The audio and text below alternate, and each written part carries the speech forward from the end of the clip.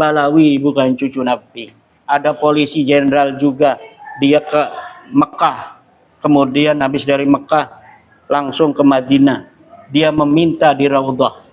Karena polisi ini, perwira ini, jenderal ini, itu anak buahnya LBY. Setiap kliwonan dia duduk di depan. Ikut ketika mendengar saya membatalkan nasab Balawi, ini dia marah. Tapi namanya orang berpendidikan, marahnya itu tersalurkan dengan dia beristikharah. Dia beristikharah di Mekah, kemudian di Madinah. Siapakah sebenarnya Balawi? Apakah Kiai Imad mengatakan batalnya Balawi ini sebagai cucu Nabi benar ataukah tidak? Setelah dia bermunajat pada Allah, beristikharah di Raudhah, ingin tahu siapa Balawi? Jawabannya apa? Dajjal. TV Al-Waha, Hot Inspiration.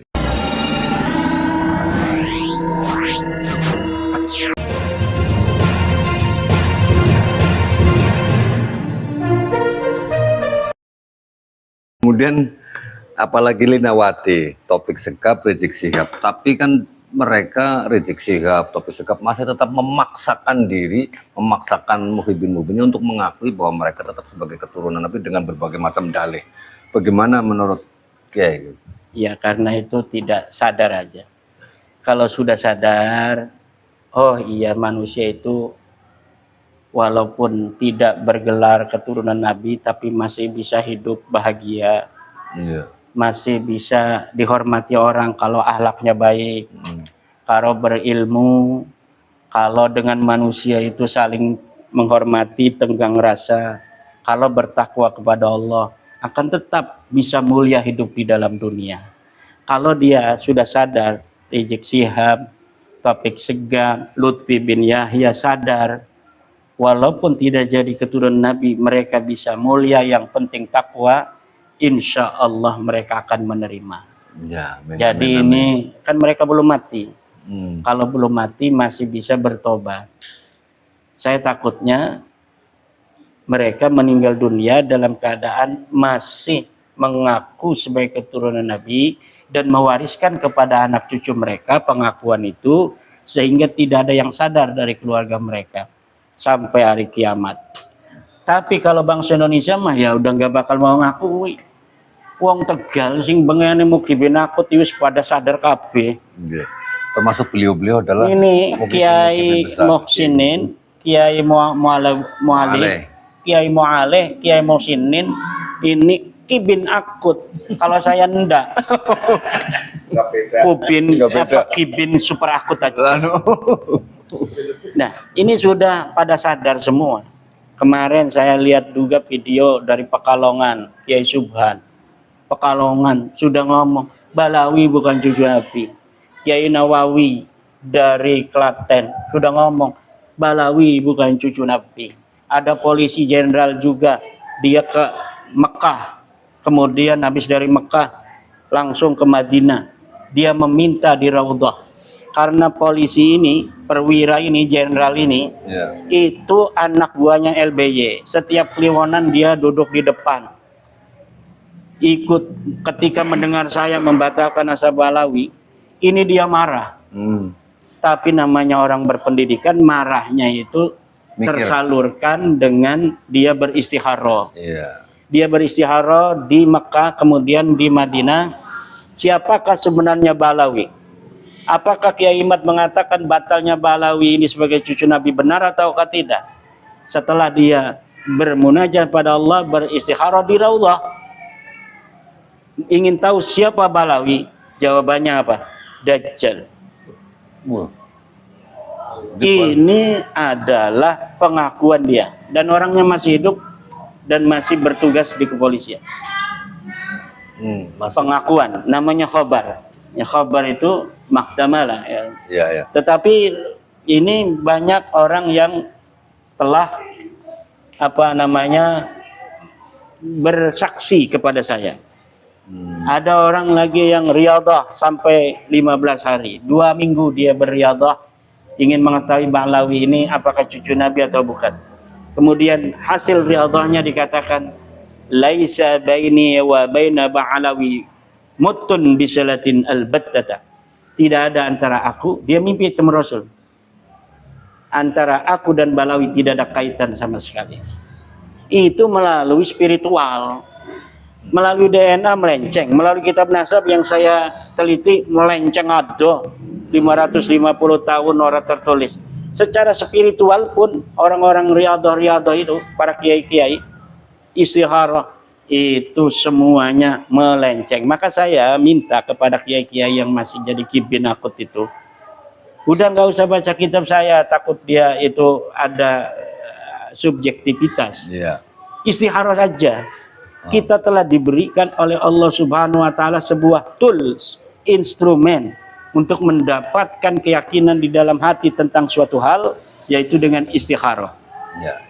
Maka kiai-kiai, Kiai Syukran Makmun, Kiai Faid Syukran Makmun, Idrus Ramli, Lutfi Basori, Ismail Khalili, berani nggak beristikharah? Istikharah saja. Saya yakin kiai itu, santri itu, kalau dia beristikharah, Allah akan tunjukkan jalan yang lurus. Kalau sudah beristikharah nanti Allah memberi isyarat bahwa Balawi itu bukan cucu Nabi, ya harus sadar. Kalau sebaliknya ya silahkan saja, mungkin itu apa bagiannya dia. Saya yakin kalau mereka mau beristikharah, Allah akan berikan hidayah di dalam hati mereka bahwa betul Balawi ini, Rizik Syihab, Taufik Segaf, Lutfi bin Yahya bukan keturunan baginda Nabi besar Muhammad SAW dengan qat'i. Persoalannya gini, ketika seorang kiai sudah melakukan istikharah, terus ditunjukkan bahwa ternyata Balawi bukan keturunan Nabi. Sementara dia memiliki kepentingan, kalau saya mengakui bahwa Balawi itu tidak bersambung sebagai keturunan Nabi, nanti kepentingan saya bisa hilang. Gimana menurutnya dengan itu? Nah, orang yang punya kepentingan itu nggak berani beristikharah. Orang yang berani, yang mempunyai kepentingan seperti itu dipastikan tidak akan berani beristikharah karena dia sudah tahu konsekuensinya. Mereka bukan orang bodoh. Sekarang ini pun mereka sudah tidak yakin Balawi itu cucu Nabi. Hanya kepentingannya yang menghalanginya untuk mengatakan kepada jamaahnya. Nah, dulu juga di zaman Rasulullah Muhammad SAW, orang-orang Yahudi, ulama-ulamanya itu tidak mau mengakui Nabi Muhammad sebagai Nabi, tapi mereka menyuruh kepada keluarganya yang lain, kamu aja dah yang ngakui Muhammad sebagai Nabi. Kalau saya ndak mau, karena kalau saya mau, mukibin saya itu nggak ngasih duit lagi sama saya. Makanya Allah memberi teguran kepada para ulama-ulama Yahudi itu, apakah kamu ini melupakan, menyuruh orang ta'murunan nas wa tansawna anfusakum wa antum ta'lamun. Kamu menyuruh orang sementara kamu lupakan dirimu padahal kamu tahu. Ini dari zaman dulu sama aja. Sejarah itu berulang itu begitu-begitu aja. Orang-orang yang punya kepentingan, dia meyakini apa Nabi Muhammad sebagai nabi, tapi karena kepentingannya duniawinya akan terganggu, dia nyuruh keluarganya aja. Dia keluarganya yang mau percaya Nabi Muhammad boleh, tapi dianya tidak mau menunjukkan kepada pengikutnya. Sekarang pun lihat aja santri-santri yang sudah percaya bahwa Balawi bukan cucu Nabi, nggak dilarang itu sama kiainya. Tetapi dirinya belum mau mengikuti. Kenapa? Ada kepentingan. Nah, terhadap kiai-kiai semacam itu, saran untuk mereka kiai? Cintailah Rasulullah Muhammad Sallallahu Alaihi Wasallam dan keturunannya dengan menjaga nasab sucinya hari ini, yaitu dengan cara menyingkirkan seluruh sampah-sampah yang ada di dalam nasab suci Rasulullah. Siapa sampah-sampah itu? Mereka yang mengaku keturunan Nabi sebenarnya bukan keturunan Nabi, tes DNA melenceng, kitab nasab pun tidak mengkonfirmasi mereka turun Nabi. Mereka lah sampah-sampah turun Nabi, yang siapa saja orang yang mencintai Nabi Muhammad dan keturunannya wajib hukumnya untuk menghilangkan, menghancurkan, membuang sampah-sampah ini dari barisan suci keturunan Nabi Muhammad SAW. Karena hari ini keturunan Nabi yang ada di Makkah, yang ada di Madinah, yang ada di Yambok, yang ada di Yaman, yang ada di Yordan, yang ada di Mesir, yang ada di Irak, yang ada di Kuwait, semuanya sudah tes DNA. Dan tes DNA mereka J1 dengan subclade FGC 10500. Balawi ini G, ketemunya dengan mereka itu 50.000 tahun. Jadi sepupu 50.000 tahun. Saya dengan Syekh Al-Ustadz Bahrul Ulum ini bisa jadi sepupu juga. Cuma mungkin ketemunya 2000 tahun atau 500 tahun. Nah, itu namanya common ancestor, leluhur bersama. Jadi leluhur bersamanya Balawi, topik segap ini, dengan turunan Nabi yang ada di Mekah, itu 50.000 tahun. Nabi Muhammad itu adanya 1400 tahun. Berarti mereka leluhurnya bukan Nabi Muhammad. Berarti Balawi ini bukan turunan Nabi Muhammad. Terpisah. Linawati mual bakal ngerti masalah makonon. Deke mengakune manusia iku keturunan kerak lamun percaya tes DNA. Lewong goblok iku makonon ngerti DNA ora, ngomong DNA. Kalau mau paham DNA, baca buku saya YDNA Nabi Muhammad SAW. Sudah ber-ISBN, sudah ber-ISBN dan sudah sesuai dengan jurnal-jurnal ilmiah, karena saya ambil dari jurnal-jurnal ilmiah para pakar DNA. Saya pemerhati DNA, mengambil dalil dari kesimpulan-kesimpulan para pakar dan ahli DNA, karena saya orang yang mengerti cara menyimpulkan. Di dalam kitab apa namanya itu mantek, cara kita membuat kesimpulan yang baik dan benar sudah diajarkan. Saya tidak kuliah dalam ilmu biologi, tapi saya bisa menyimpulkan kesimpulan para pakar biologi itu. Kenapa? Karena saya belajar ilmu mantek, bagaimana cara menyimpulkan yang baik dan benar. Jadi sedulur Tipial Waha dan khususnya kepada ente Linawati, Topik Segap, Bahar Smith dan semuanya yang telah ditantang oleh beliau Kiai Haji Madudin Usman Al-Bantani, tunjukkan meskipun panjenengan semuanya, Anda semuanya telah membuat sebuah buku keroyokan itu ya, yang 600 halaman. Gimana itu? Buku lakaisi ini Buku lakaisi ini. Isinya satu dalilnya salah, yang dua bohong. Dan dari kalangan mereka saja gitu ya. Iya. Nggak ada dalilnya, nggak ada kitab dari mereka itu, kitab Nasab Mu'tabar dari abad ke-8 sampai ke-4 Hijriah tidak ada. Ya, baik. Terima kasih sedulur Tipial Waha. Demikian perbincangan kita dengan Kiai Haji Madudin Usman Al-Bantani, sang mujahid kita, penyelamat bangsa Indonesia dari penjajahan spiritual kaum habaib yang mengaku sebagai keturunan Nabi.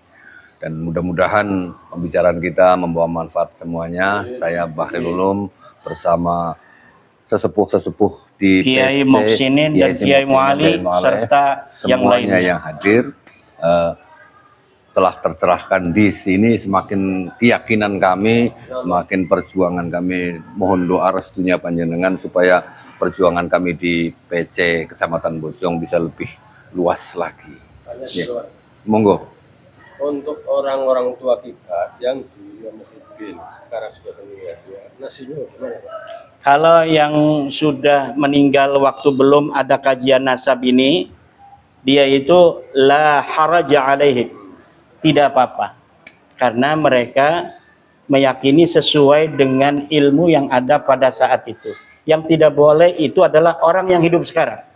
Orang yang hidup sekarang, ketika dalil sudah begitu menyebar ke desa-desa, dia masih meyakini Balawi sebagai cucu Nabi, ini yang berdosa, yang menyakiti Rasulullah Muhammad SAW, menyakiti Siti Fatimah Az-Zahra Al-Batul. Logika sederhananya gini, Pak. Ketika panjenengan sholat di laut, tidak tahu arah kiblat, sekehendak hati, entah itu menghadap ke barat atau ke timur, begitu sampai di darat, tahu arah kiblat, maka sholat di laut nggak masalah, tetap sah. Ya. Logika sederhananya kayak gitu. Tapi kalau kemudian tetap memakai apa yang ada di laut tanpa arah, berarti itu kan salah. Durakai. Karena sudah diketahui ada kompasnya kayak gitu. Barangkali sederhananya begitu. Ya. Monggo. Nah, ini kan dalam pembicaraan kiai, hukumnya wajib bagi kita seorang muslim setelah apa itu dijelaskannya tentang nasab.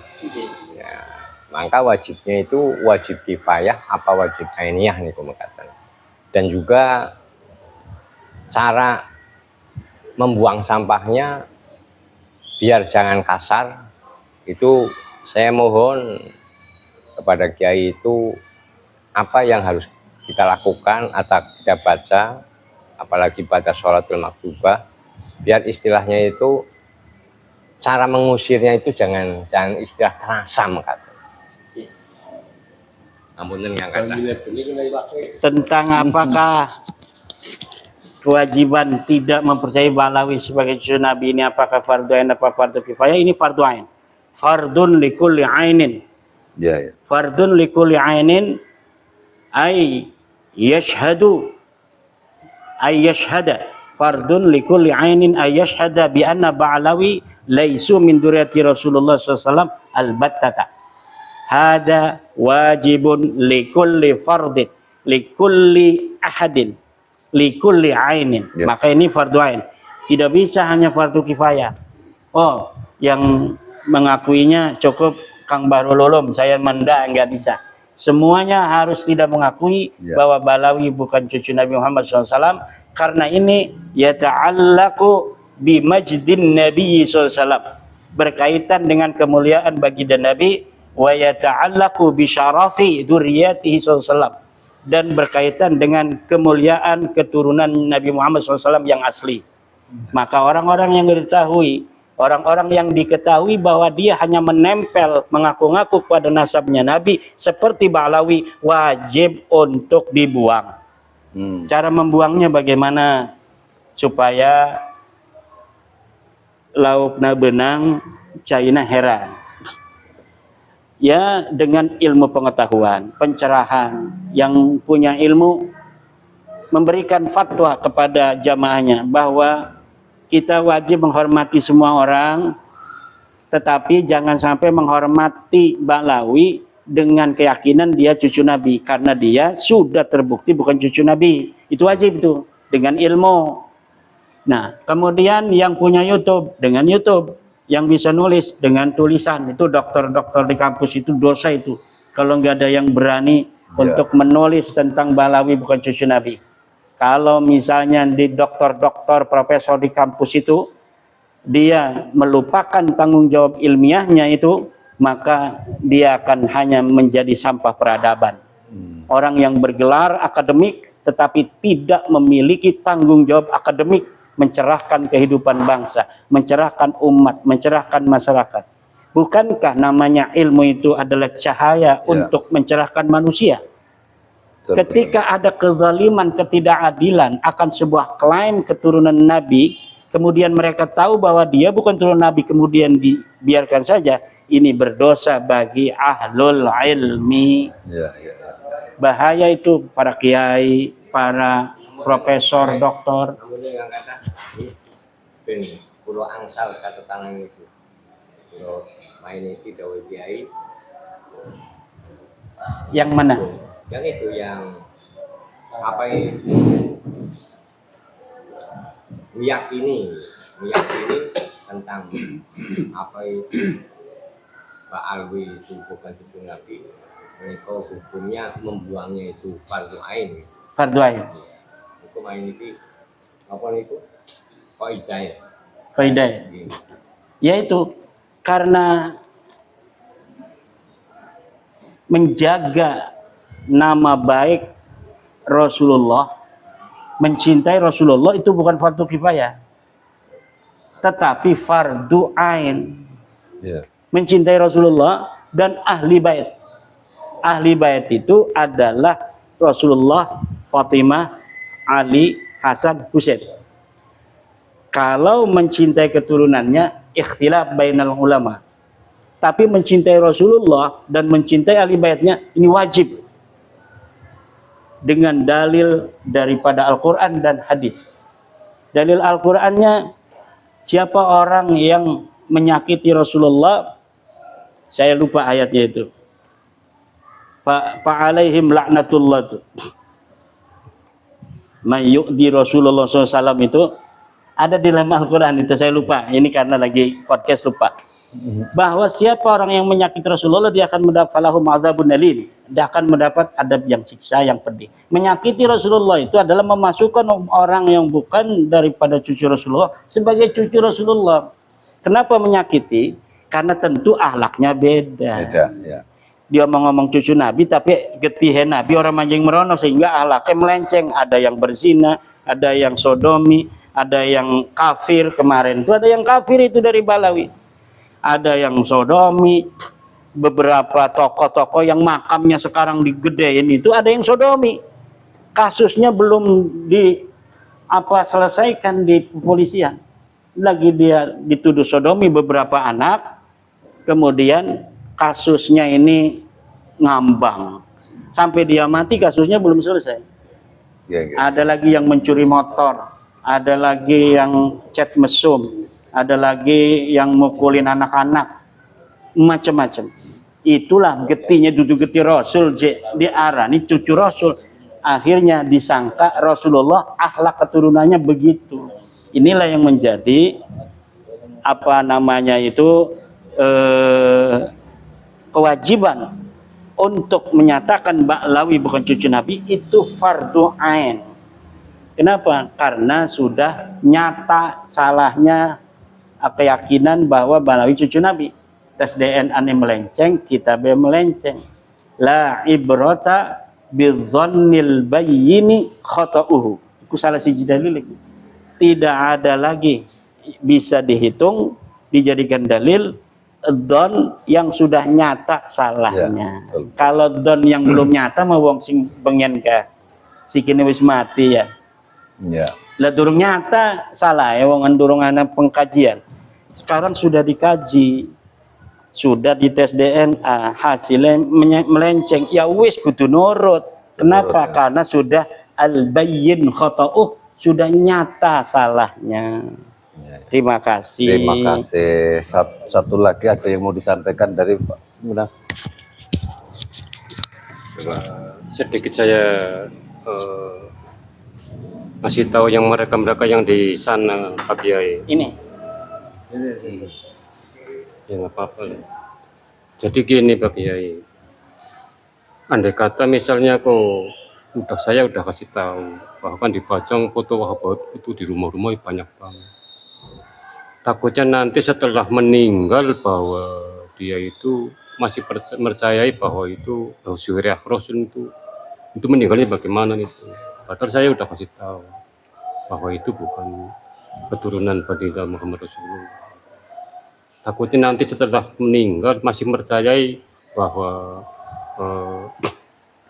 Pak Alwin itu cucu Rasul. Ya. Juga bahwa Intinya pertanyaannya adalah bagaimana nasib orang yang sudah dikasih tahu tapi tetap ngeyel saja mengakui Ba'lawi sebagai keturunan Nabi sampai mereka mati. Sama saja dengan orang yang meninggalkan sholat sampai dia mati. Ya, sama gitu ya. Sama, berdosa.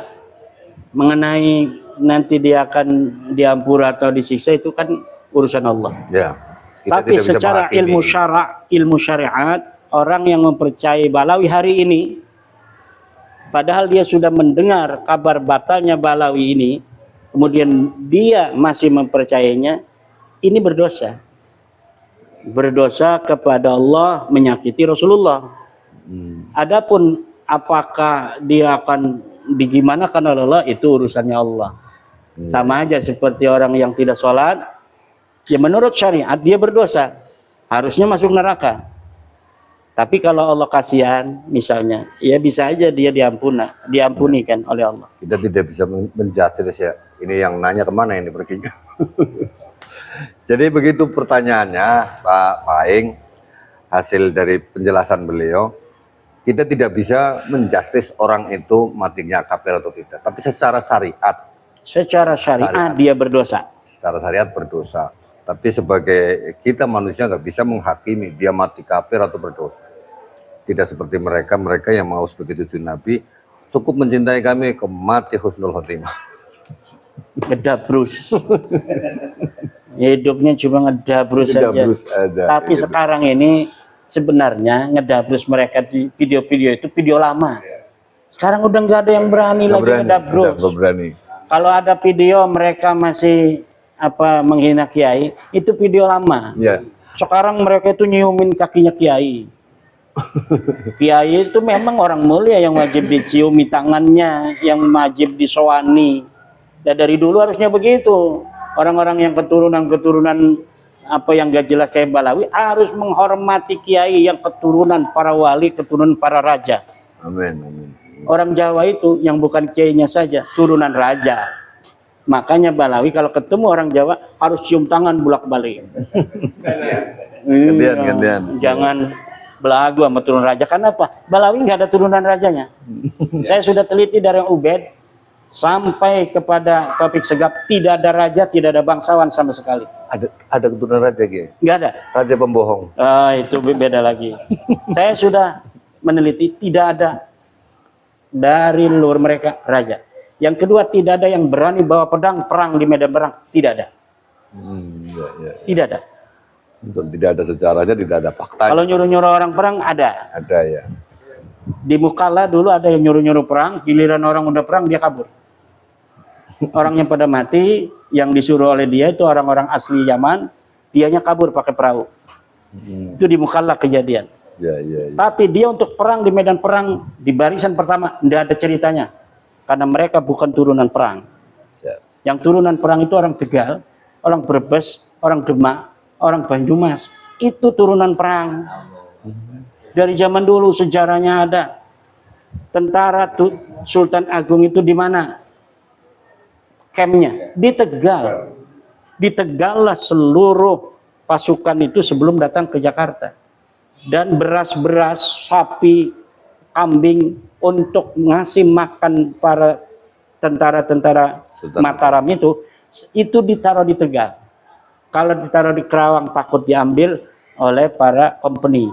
Ditaruhnya di Tegal. Kenapa? Di Tegal aman. Kenapa aman? Di sana pasukannya Sultan Agung terbanyak asli orang Tegal. Jadi kalau PWI sekarang hebat di Tegal itu saya tidak heran. Kenapa? Turunan para kesatria Mataram itu Tegal. Jangan-jangan termasuk saya juga nih. Iya jelas dong. Kelihatan dari pecinya juga kan. Merah begitu. Ya, terima kasih Kiai. Demikian podcast kita hari ini bersama Kiai Jimaduddin Usman Al-Fatani di kediaman beliau di Pondok Pesantren Nahdlatul Ulum yang nama belakangnya sama dengan nama saya. Salam. Mohon maaf, saya Bahril Ulum. Assalamualaikum warahmatullahi wabarakatuh. Enggak Bang Haji. Ini ada teman-teman dari Tegal katanya mau ke Bang Haji ini nanti sore. Oh iya. Kiai kapan itu bisa itu ya? Bisa ngumpul keluar enggak? Siap, saya nunggu Bang Haji aja waktunya. Kapan Bang Haji? Saya makan nganggur. Kita sesuaikan dengan waktunya Bang Haji aja. Baik, Kiai.